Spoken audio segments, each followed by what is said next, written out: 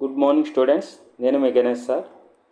ఇక్కడ మ్యాథ్స్ మెథడాలజీకి సంబంధించి మనకి స్కూల్ అసిస్టెంట్కి అవ్వచ్చు, ఎస్జిటికి అవ్వచ్చు, మనకి ఈ గణిత పాఠ్యగ్రంథం అనేది ఒక చాప్టర్ అనేది ఉంది. ఈ చాప్టర్ పైన 1 or 2 క్వశ్చన్స్ అనేవి ఇవ్వడం జరుగుతుంది. ఈ 2 క్వశ్చన్స్ చాలా చిన్న చాప్టర్ ఇది. ఇక్కడ మనకి ప్రీవియస్ క్లాస్లో ఈ చాప్టర్కి సంబంధించి మనము 4 క్లాసెస్లో కంప్లీట్గా టెక్స్ట్ బుక్ ఓరియంటెడ్ క్లాసెస్ ఇక్కడ మన యొక్క యూట్యూబ్ ఛానల్లో నిర్వహించడం జరుగుతుంది. క్లుప్తంగా వివరించడం కూడా జరుగుతుంది. ప్రీవియస్ క్లాస్లో మనము చార్లెస్ విలియం ఇలియట్ చెప్పినటువంటి నిర్వచనం ఇది. పుస్తకాలు నిత్యం మనతో నిశ్శబ్దంగా ఉండే సహచరులు, మనతో పాటు చెలుస్తూ ఉంటాయి, కానీ పుస్తకాలు ఎప్పుడు కూడా నిశ్శబ్దంగా ఉంటాయి. ఈడియట్తో కంపేర్ చేస్తూ మనము ఈడియట్ ఎప్పుడు కూడా నిశ్శబ్దంగా ఉండడు, కానీ పుస్తకాలు ఉంటాయి. నెక్స్ట్, అందుబాటులో ఉండే తెలివైన సహోదరులు అంటే తోబుట్టువులు అన్నమాట. సహోదరులు అంటే తెలివిగా ఉంటాయి, పుస్తకాలు తెలివైనవి ఉంటాయి, కానీ ఈడియట్ మాత్రం తెలివి తక్కువ వాడు. నెక్స్ట్, సహనంతో కూడిన ఉపాధ్యాయులు. పుస్తకాలు అనేవి సహనంతో కూడిన ఉపాధ్యాయులు అని చెప్పడం జరిగింది. సహనం అనేది పుస్తకాలకు ఉంటుంది, కానీ ఈ ఈడియట్కి ఇటువంటి ఈ 3 లక్షణాలు కూడా నిశ్శబ్దంగా ఉండడు. నెక్స్ట్, తెలివితేటలు ఉండవు, సహనం కూడా ఉండదు. ఆ విధంగా చార్లెస్ విలియం ఇలియట్ అనే వ్యక్తి పుస్తకాలకు సంబంధించి ఒక కొటేషన్ ఇవ్వడం జరిగింది. దీనికి సంబంధించి మనకు ఒక ½ మార్కు క్వశ్చన్ అనేది డిఎస్లో అడగడానికి స్కోప్ ఉంది. అదేవిధంగా పాఠశాలలో ఏ విషయాన్ని బోధించడానికైనా ప్రాథమిక పరికరం పాఠ్యపుస్తకం. పాఠశాలలో ఏ విషయాన్ని బోధించడానికైనా టెక్స్ట్ బుక్ లేకపోతే మనం బోధించలేం. కాబట్టి అది ఒక ప్రాథమిక పరికరం అయ్యిందనమాట. పాఠశాలలో ఏ విషయాన్ని బోధించడానికైనా ప్రాథమిక పరికరం పాఠ్యపుస్తకం. ఇది ఒక ½ మార్క్. అంటే ప్రీవియస్ క్లాస్లో చెప్పింది కొంచెం బ్రీఫ్గా ఒకసారి చెప్పిన తర్వాత నెక్స్ట్ క్లాస్లోకి వెళ్తాం. నెక్స్ట్ చూడండి, థామస్ డిల్వర్త్ అప్పటి వరకు కూడా 18వ శతాబ్దం చివరి వరకు కూడా ఒక బుక్ కూడా ప్రింట్ కాలేదు. కానీ 1797లో Thomas Dilworth the school master's assistant అనే బుక్ని రచించడం జరిగింది. ద స్కూల్ మాస్టర్స్ అసిస్టెంట్ అనే బుక్ని రచించింది ఎవరు? థామస్ డిల్వర్త్. ఇక్కడ ఒక ½ మార్క్. నెక్స్ట్, ప్రస్తుతం తరగతి గది బోధనలో ఎక్కువగా ఉపయోగపడే బోధనోపకరణం. పాఠ్యపుస్తకం అనేది ఒక బోధనోపకరణం. తరగతి గది బోధనలో ఎక్కువగా ఉపయోగపడే ప్రాథమిక పరికరం ఏమిటి? పాఠ్యపుస్తకం. తరగతి గది బోధనలో ఎక్కువగా ఉపయోగపడే బోధనోపకరణం ఏంటి? పాఠ్యపుస్తకం. చూడండి, ఇక్కడ ప్రాథమిక పరికరం. పాఠశాలలో ఏ విషయాన్ని బోధించడానికైనా ప్రాథమిక పరికరం పాఠ్యపుస్తకం. ఇక్కడేంటి? ప్రస్తుతం తరగతి గది బోధనలో ఎక్కువగా ఉపయోగపడే బోధనోపకరణం పాఠ్యపుస్తకం. ఓకే, ఇక్కడ ఒక ½ మార్క్. నెక్స్ట్, ప్రస్తుతం మరి పాఠ్యపుస్తకాలు అంటే భాషకు సంబంధించిన తెలుగు, ఇంగ్లీష్, హిందీ ఉంటాయి. నెక్స్ట్, భాషేతర పాఠ్యపుస్తకాలు అయినటువంటి maths, science, social science, next physical science, biological science, ఇవన్నీ కూడా ఏ విధంగా అమర్చడం జరిగిందంటే సర్పిల పద్ధతి లేదా ఏకకేంద్ర పద్ధతిలో అమర్చడం జరిగిందనమాట. భాషేతర పాఠ్యపుస్తకాలు గుర్తుపెట్టుకోండి. మరి పాఠ్యపుస్తకాలు విద్యార్థి కేంద్రకంగా తయారు చేస్తారు. మరి ఎవరు తయారు చేస్తారంటే ఎస్సీఆర్టీ వాళ్ళు రాష్ట్ర స్థాయిలో ఈ పాఠ్యపుస్తకాలు తయారు చేసి అభివృద్ధి పరచడం జరుగుతుందన్నమాట. మరి ఎస్సీఆర్టీ అంటే ఏంటి? రాష్ట్ర విద్యా పరిశోధనా శిక్షణ సంస్థ. రాష్ట్ర విద్యా పరిశోధనా శిక్షణ సంస్థనే ఎస్సీఆర్టీ అంటారు. మరి ఎస్సీఆర్టీ అంటే state council of educational research and training. Okay, ఈ విధంగా మనము పాయింట్స్ చెప్పడం జరుగుతుందన్నమాట. నెక్స్ట్ చూడండి, పాఠ్యపుస్తకం అంటే ఒక ప్రత్యేకమైన అధ్యయన శాఖకు ప్రాథమిక లేదా అనుబంధంగా ఉండే ప్రామాణిక గ్రంథము. లాంగ్ పాఠ్యపుస్తకానికి సంబంధించి ఒక నిర్వచనం ఇవ్వడం జరిగింది మనకి. లాంగ్, ఇక్కడ లాంగ్ అంటే లాంగ్ నోట్బుక్ అని గుర్తుపెట్టుకోమని చెప్పాను. లాంగ్ నోట్బుక్ అంటే పాఠ్యపుస్తకం అనమాట. పాఠ్యపుస్తకాన్ని నిర్వచనం ఇచ్చింది ఎవరంటే లాంగ్. ఈ లాంగ్లోనే లాంగ్ నోట్బుక్ ఉంది. మనము ఒక ప్రత్యేకమైన లాంగ్ నోట్బుక్ పెట్టుకుంటాం. అందుకే పాఠ్యపుస్తకం అనేది ఒక ప్రత్యేకమైన అధ్యయన శాఖ. అందులో ప్రాథమిక లేదా అనుబంధంగా ఉండే ప్రామాణిక గ్రంథం అంటే మన టెక్స్ట్ బుక్లో ఉన్న కంటెంట్కి అనుబంధంగా ఉండే మనం రాసుకునే లాంగ్ నోట్బుక్ అనమాట. అనుబంధంగా ఉండే ప్రామాణిక గ్రంథమే ఈ లాంగ్ నోట్బుక్ అనమాట. అంటే ఈ పాఠ్యపుస్తకానికి ఇద్దరు మనకి నిర్వచనాలు ఇవ్వడం జరిగింది. ఒకటి లాంగ్, రెండోది బేకిన్ పాసిల్. ఈ బ్యాకెన్ పాసిల్ అనే వ్యక్తి బ్యాకెన్ అంటే బ్యాక్ బెంచీలో ఉన్న వ్యక్తి అనమాట. అంటే ఇతను తరగతి గదిలో బ్యాక్ బెంచీలో ఉంటాడు ఈ పాసిల్.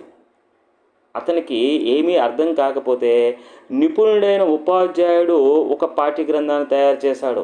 ఎటువంటి పాఠ్య గ్రంథాన్ని?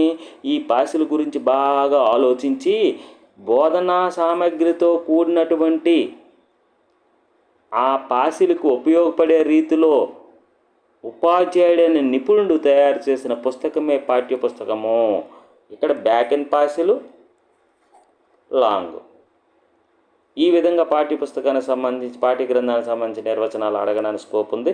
ఖచ్చితంగా మీకు గుర్తుపెట్టుకోవచ్చు లాంగ్, బ్యాకెన్ పాసిల్. నెక్స్ట్ అదేవిధంగా గణిత పాఠ్య గ్రంథానికి తరగతి గది బోధనలో ప్రముఖ స్థానం ఉంది. తరగతి గది బోధనలో ఎక్కువగా ఉపయోగపడే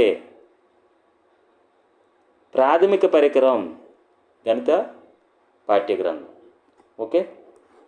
నెక్స్ట్ సాధారణంగా 10 సంవత్సరాలకు ఒకసారి విద్యా ప్రణాళిక అనేది పునర్వ్యవస్థీకరిస్తారు.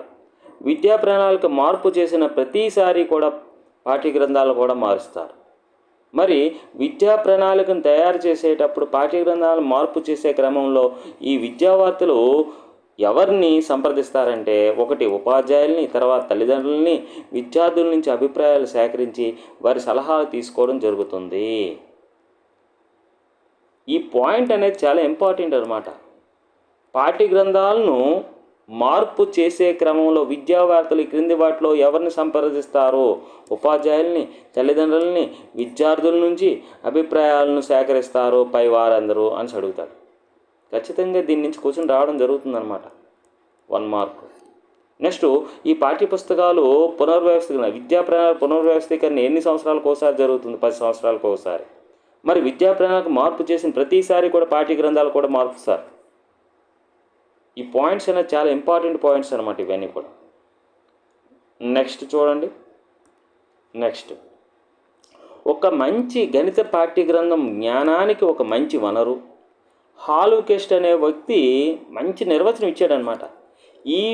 ఈ హాలుకెస్ట్ నిర్వచనం పైన దాదాపుగా 4 టైమ్స్ మనకి ఈసారి ఈ 2025 డిసెంబర్లో జరిగినటువంటి ఏపీ టెట్ పేపర్లో ఒక 4 టైమ్స్ ఈ 4 సెషన్ పేపర్స్లో నేను చూశాను ఈ హాలుకెస్ట్ నిర్వచనం. మంచి గణిత పాఠ్య గ్రంథం అంట జ్ఞానానికి ఒక మంచి వనరు, ఒక పరికరం, ఒక మార్గదర్శి, విద్యార్థులు తమ జ్ఞాన పరిధిని పెంపొందించుకోవడానికి ఒక మాధ్యమం, సత్యాన్ని వ్యాఖ్యానించడానికి ఒక మార్గం.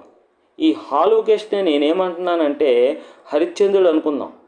హరిశ్చంద్రుడు ఎప్పుడు కూడా సత్యాన్ని మాట్లాడతాడు కదా, సత్యాన్ని వ్యాఖ్యానించడానికి ఒక మార్గం.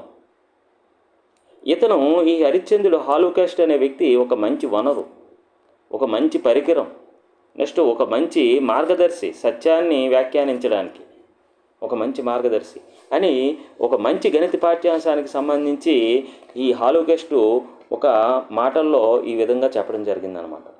ఓకే. ఇక్కడ చూడండి ఎన్సిఎఫ్ 2005 అసలు జాతీయ విద్యా లక్ష్యాలను దృష్టిలో పెట్టుకొని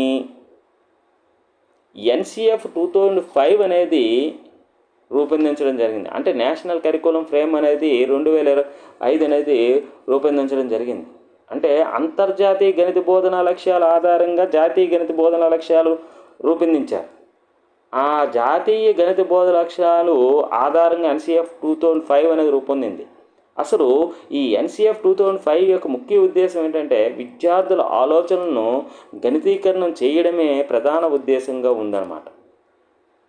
మరి ఈ ఎన్సిఎఫ్ 2005 ఇతని యొక్క ఉద్దేశం ఆధారంగా ఆంధ్రప్రదేశ్ రాష్ట్ర విద్యా ప్రణాళిక చట్టము 2011 రూపొందించారు.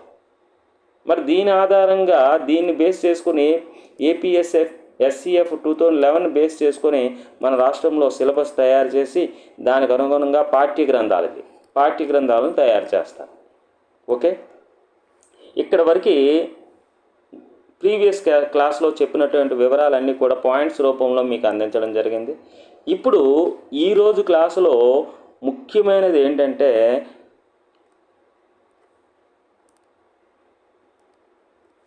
ఈరోజు మన క్లాసులో మంచి గణిత పాఠ్యగ్రంథం ప్రయోజనాలను పరిశీలిద్దాం. అసలు ఈ క్రింది వానిలో మంచి గణిత పాఠ్యగ్రంథం ఉండవలసినటువంటి ప్రయోజనాలు కానిది ఏదని అడగచ్చు. అంటే ఇందులో నుంచి కూడా మనకు ఒక హాఫ్ మార్క్ బిట్ అనేది ఇవ్వడం జరుగుతుంది. ఇక్కడ ఇచ్చినటువంటి మనకి టోటల్గా 15 ప్రయోజనాలు ఇవ్వడం జరిగింది. ఈ 15 ప్రయోజనాలు ఒక 5 టైమ్స్ రిపీటెడ్గా మనం చదివినట్టయితే, ఈ 5 టైమ్స్ కూడా ప్రతిరోజు కాకుండా ఒక 5 డేస్ వరుసగా చదవాలి. 5 డేస్ చదివినట్టయితే ఖచ్చితంగా మీకు ఎగ్జామ్కి వెళ్ళేంత వరకు కూడా 25 టైమ్స్ చదివినట్టయితే మీ హాఫ్ మార్క్ అనేది మీ యొక్క గోల్లో భాగమై ఉంటుంది. ఓకే, ఇక్కడ చూడండి, మంచి గణిత పాఠ్యగ్రంథం 10th క్లాస్ టెక్స్ట్ బుక్ అనేది ఒక మంచి గణిత పాఠ్యగ్రంథం. అలా అని కాదు, ప్రతి క్లాస్ టెక్స్ట్ బుక్ కూడా ఒక మంచి గణిత పాఠ్యగ్రంథం. నిర్దేశిత సిలబస్ను అనుసరించి ఒక క్రమమైన పద్ధతిలో బోధించడానికి ఉపాధ్యాయుడికి మార్గదర్శకంగా ఉంటుంది. ఎవరికి గైడ్గా ఉంటుందంటే ఉపాధ్యాయుడికి చాలా యూస్ఫుల్గా ఉంటుంది టెక్స్ట్ బుక్. మంచి గణిత పాఠ్యగ్రంథం అంటే టెక్స్ట్ బుక్ అని మ్యాథ్స్ టెక్స్ట్ బుక్. నిర్దేశిత సిలబస్ను అనుసరించి అంటే ఏ వయసుకి తగిన ఆ వయసుకి అనుసరించి అని అర్థం అన్నమాట. ఒక క్రమమైన పద్ధతిలో అంటే ఇప్పుడు plus, into, minus, divided by ఉంటాయి. 1st క్లాస్ నుంచి 5th క్లాస్ వరకు ఉంటాయి. వీళ్ళకి 1st క్లాస్ పిల్లలకి ఎంతవరకు ఇవ్వాలో ఆ వరుస క్రమంలోని మాత్రమే అందించడం జరుగుతుంది. 1 డిజిట్ 2 డిజిట్ మాత్రమే ఇవ్వడం జరుగుతుంది 1st 2nd క్లాస్ పిల్లలకి. కాబట్టి ఒక క్రమ పద్ధతిలో వాళ్ళకి ప్లస్ తర్వాత మైనస్, మైనస్ తర్వాత ఇంటూ, ఇంటూ తర్వాత డివైడెడ్ బై, ఈ విధంగా మనకి ఒక క్రమ పద్ధతిలో నిర్దేశిత సిలబస్ను అందించడానికి లేదా అనుసరించి బోధించడానికి ఉపాధ్యాయుడికి ఈ మంచి గణిత పాఠ్యగ్రంథం అనేది ఒక ఉపయోగంగా ఒక గైడ్ కింద ఉపయోగపడుతుంది అన్నమాట. నెక్స్ట్ క్వశ్చన్, అవసరమైన సమాచారాన్ని అందించడంతో పాటు విద్యార్థుల మనసులో అవసరమైన సమాచారాన్ని అందిస్తుంది ఒక మంచి గణిత పాఠ్యగ్రంథం. అవసరమైన సమాచారాన్ని అందిస్తుంది, విద్యార్థుల మనసులో ఆలోచనలు, విచక్షణమైన ప్రేరణనిస్తుంది. ఉదాహరణకి ట్రై దిస్ ఇది ఆలోచనలను పెంపొందిస్తుంది, ప్రేరేపిస్తుంది ఆలోచనల్ని. విచక్షణని ప్రేరేపిస్తుంది అంటే థింక్ అండ్ డిస్కస్. ఇటువంటి టాపిక్స్ అనేవి మన టెక్స్ట్ బుక్స్లో మంచి గణిత పాఠ్యగ్రంథంలో ఉండడం వల్ల విద్యార్థుల మనసులో మంచి థింకింగ్ ఆలోచనలు, విచక్షణ, ఇటువంటివన్నిటినీ కూడా ప్రేరేపించే విధంగా మన గణిత పాఠ్యగ్రంథం ఉంటుందన్నమాట. నెక్స్ట్ అదేవిధంగా ఉపాధ్యాయులకి విద్యార్థులకి సమయాన్ని పొదుపు చేస్తుంది. ఏ విధంగా అంటే ఉపాధ్యాయుడు కంటెంటు అంటే ఉపాధ్యాయుడు ఒక చాప్టర్కి సంబంధించి కంటెంట్ అందించడం జరుగుతుంది. అందించిన తర్వాత మీరు రేపు ఉదయం హోంవర్క్ కింద ఎక్సర్సైజు 2 చేసుకుని రండి అని చెప్పడం జరుగుతుంది. అంటే ఎక్సర్సైజ్లో ఉన్నటువంటి క్వశ్చన్స్ అన్నీ కాదు, కొన్ని క్వశ్చన్స్ చెప్పడం జరుగుతుంది టీచర్, కొన్ని క్వశ్చన్స్ విద్యార్థులకి హోంవర్క్ కింద ఇవ్వడం జరుగుతుంది.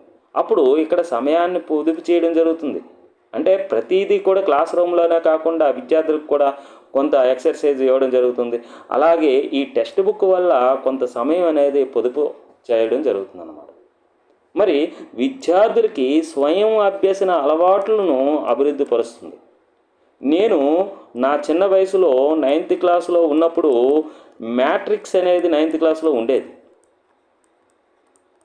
అయితే 9th క్లాస్లో చదువుకున్న మ్యాట్రిసిస్ అనేది 10th క్లాస్ సమ్మర్ హాలిడేస్లో మా మ్యాథ్స్ సార్ చెప్పకుండానే నేను స్వయం అభ్యసన అలవాట్లు అభివృద్ధి పరచుకోవడం జరిగింది ఈ మంచి గణిత పాఠ్య గ్రంథాన్ని అనుసరించి.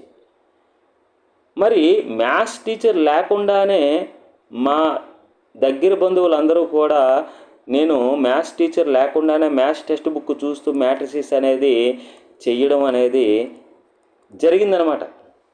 వాళ్ళందరూ గమనించడం జరిగింది. అదేవిధంగా కొన్ని చాప్టర్స్ అంటే 9th క్లాస్లో ఉన్న రిలేటివ్గా ఉన్న చాప్టర్స్ని నేను సమ్మర్ హాలిడేస్లో నేను 10th క్లాస్లో ఓన్గా నేను చేయడం జరిగిందనమాట. అందువల్ల విద్యార్థులకు స్వయం అభ్యసన అలవాట్లను అభివృద్ధి పరుస్తుందన్నమాట టెక్స్ట్ బుక్, మంచి గణిత పాఠ్య గ్రంథం. ఓకే, నెక్స్ట్ పాయింట్ చూద్దాం.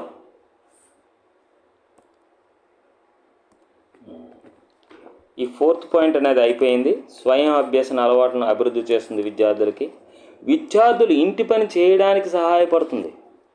టీచరు ఎక్సర్సైజ్లో నేను ఈరోజు ఎక్సర్సైజ్లో ఒక 1 to 5 క్వశ్చన్స్ చెప్పాను కదా, మీరు 5 to 10 క్వశ్చన్స్ వరకు మీరు హోంవర్క్ చేసుకుని రండి.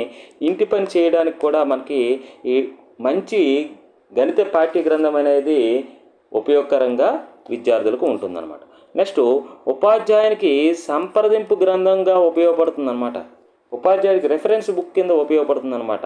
ఖచ్చితంగా ఇంటి దగ్గర ప్రతి మ్యాథ్స్ టీచరు కూడా రెఫరెన్స్ బుక్ కింద ఈ టెక్స్ట్ బుక్ అనేది చాలా యూస్ఫుల్గా ఉంటుందన్నమాట. నెక్స్ట్ 7th పాయింట్, ఉపాధ్యాయుడు క్రమ పద్ధతిలో బోధనా ప్రణాళిక తయారు చేసుకోవడానికి ఉపయోగపడుతుంది. బోధనా ప్రణాళిక అంటే ఏంటి? ఇయర్ ప్లాన్ ఉంటుంది, నెక్స్ట్ యూనిట్ ప్లాన్ ఉంటుంది, నెక్స్ట్ పీరియడ్ ప్లాన్ ఉంటుంది. Year plan, unit plan, period plan. ఈ బోధనా ప్రణాళికలు అనేవి ఏ విధంగా బోధించాలి ఈ సంవత్సరం అంతా? Year plan. ఒక యూనిట్ని ఏ విధంగా బోధించాలి? Unit plan.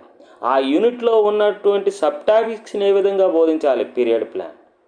అంటే ఉపాధ్యాయుడు తీసుకున్నటువంటి 10th క్లాస్ టెక్స్ట్ బుక్ తీసుకున్నాడు ఉదాహరణకి. ఆ 10th క్లాస్ టెక్స్ట్ బుక్లో ఉన్నటువంటి కంటెంట్ అనేది ఒక క్రమ పద్ధతిలో ఉంటుందన్నమాట.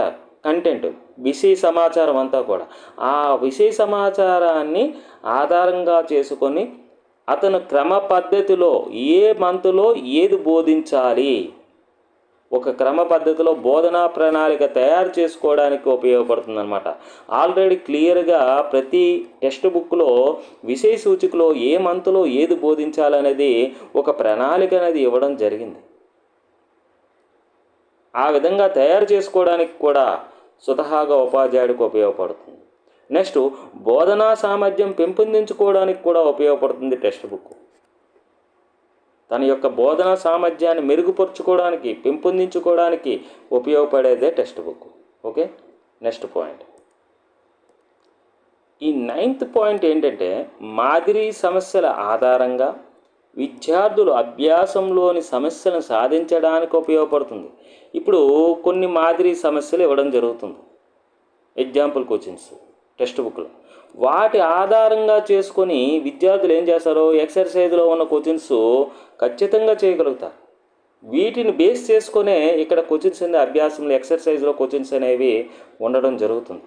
అభ్యాసం అంటే ఎక్సర్సైజ్ అనమాట. ఎక్సర్సైజ్లో క్వశ్చన్స్, మాదిరి ప్రశ్నలు అంటే ఎగ్జాంపుల్ క్వశ్చన్స్ అనమాట. ఈ ఎగ్జాంపుల్ క్వశ్చన్స్, ఈ మాదిరి క్వశ్చన్స్ దాదాపుగా పోలి ఉంటాయి కాబట్టి ఖచ్చితంగా స్టూడెంట్ అనేవాడు అభ్యాసంలో ఉన్న సమస్యలను కూడా సాధించడానికి వీలవుతుంది. మరి ఈ మంచి గణిత పాఠ్య గ్రంథం అనేది చౌకగా దొరుకుతుంది. దీనిపైన ప్రతి ఒక్కరికి కూడా నమ్మకం ఉంటుంది. ఎందుకంటే డిఎస్సిలో ఏ పాయింట్ అయినా సరే ఈ టెక్స్ట్ బుక్ నుంచే వస్తుంది, ఈ గణిత పాఠ్య గ్రంథం నుంచే రావడం జరుగుతుంది. ఉదాహరణకి ఇప్పుడు మనము ఈ మ్యాథ్స్ మెథడాలజీ అనేది కూడా ఇది తెలుగు అకాడమీ బుక్కే. తెలుగు అకాడమీ బుక్స్ అనేది డిఎస్సి అభ్యర్థులందరికీ కూడా ఒక మంచి బోధనాభ్యసన పరికరం అన్నమాట. అందుకే ఇది చౌకగా దొరికే నమ్మకమైన బోధనాభ్యసన పరికరం. ఉపాధ్యాయుడికి పుస్తకంలో ఇచ్చిన సమస్యల ఆధారంగా తాము విద్యార్థులు అభ్యాసం కోసం అదనపు సమస్యలను తయారు చేయడానికి ఉపయోగపడుతుంది. ఉపాధ్యాయుడు అదనపు సమస్యలు ఇవ్వాలి అని అనుకున్నాడు అనుకోండి, అప్పుడు టెక్స్ట్ బుక్ తీస్తాడు. టెక్స్ట్ బుక్లో ఉన్న క్వశ్చన్స్ ఆధారంగా చేసుకొని అదనపు సమస్యలు కూడా తయారు చేసి పిల్లలకి ఇవ్వడానికి ఉపయోగపడేదే మంచి గణిత పాఠ్యగ్రంథం అన్నమాట. నెక్స్ట్ పాయింట్, బోధనాంశాలన్నీ పూర్తయిన తర్వాత విషయాన్ని ఉపాధ్యాయుల సహాయం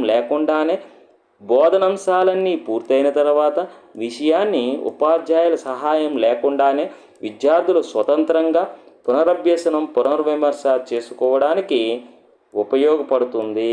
ఏమిటి? మంచి గణిత పాఠ్యగ్రంథం.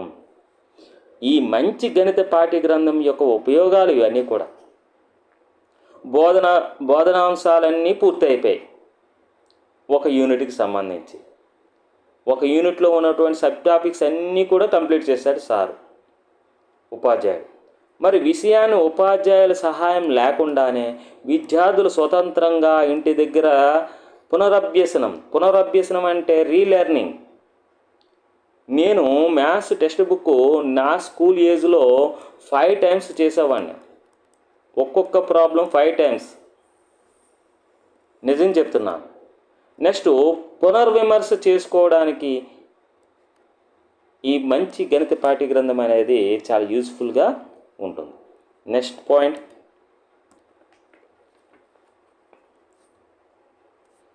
ఇక్కడ నెక్స్ట్ పాయింట్, విద్యార్థులకు కావలసిన సమాచారం అంతా ఒకే చోట దొరుకుతుంది. ఉదాహరణకి మాత్రికలకు సంబంధించి సమాచారం అంతా ఒకే దగ్గర దొరుకుతుంది. త్వరగా తమకు కావలసిన అంశాన్ని అభ్యసించడానికి వీలవుతుంది అన్నమాట విద్యార్థికి. ఆ విధంగా ఈ గణిత పాఠ్యగ్రంథం అనేది చాలా యూస్ఫుల్గా, మంచి గణిత పాఠ్యగ్రంథం యొక్క ఉపయోగాలు అన్నమాట ఇవన్నీ కూడా. నెక్స్ట్ 14th పాయింట్ చూడండి, విద్యార్థులు పాఠశాలకు హాజరు కాని సమయంలో ఒకవేళ ఇన్ కేసు ఆబ్సెంట్ అయ్యాడు పిల్లవాడు, జరిగిన పాఠ్యాంశాలను పాఠ్యపుస్తకం ద్వారా తెలుసుకోవడానికి ఉపయోగపడుతుంది.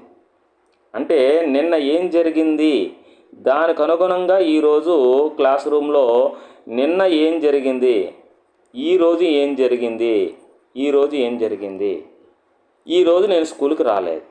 అప్పుడు ఏం చేస్తాను, నిన్న ఏం జరిగిందో ఒక్కసారి వెనక్కి వెళ్ళి చూస్తాను, టెక్స్ట్ బుక్లో రెఫర్ చేసుకుంటాను. ఓకే, నెక్స్ట్ డే ఉన్నది కూడా ఫ్రెండ్స్ ద్వారానో లేకపోతే టెక్స్ట్ బుక్ చూసి అయినా సరే నేను నేర్చుకోవడానికి ప్రయత్నం చేస్తానన్నమాట. ఆ విధంగా ఉపయోగించడానికి ఈ మంచి గణిత పాఠ్యగ్రంథం అనేది ఉపయోగపడుతుంది విద్యార్థులు స్కూల్కి హాజరు కాని సమయంలో.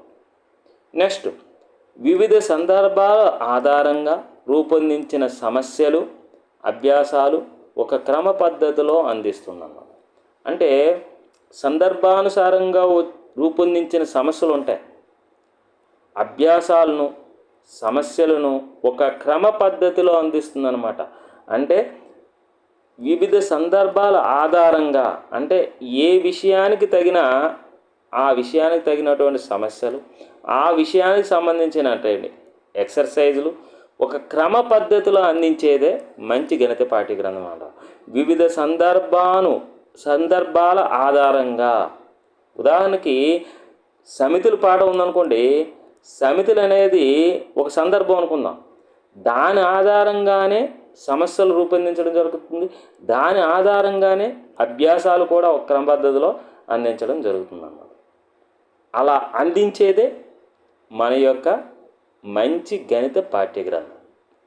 ఆ విధంగా ఇన్ని విధాలుగా ఇన్ని ప్రయోజనాలు కలిగజేస్తుంది కాబట్టి మన పాఠ్యగ్రంథం అనేది మంచి గణిత పాఠ్యగ్రంథము అవుతుంది.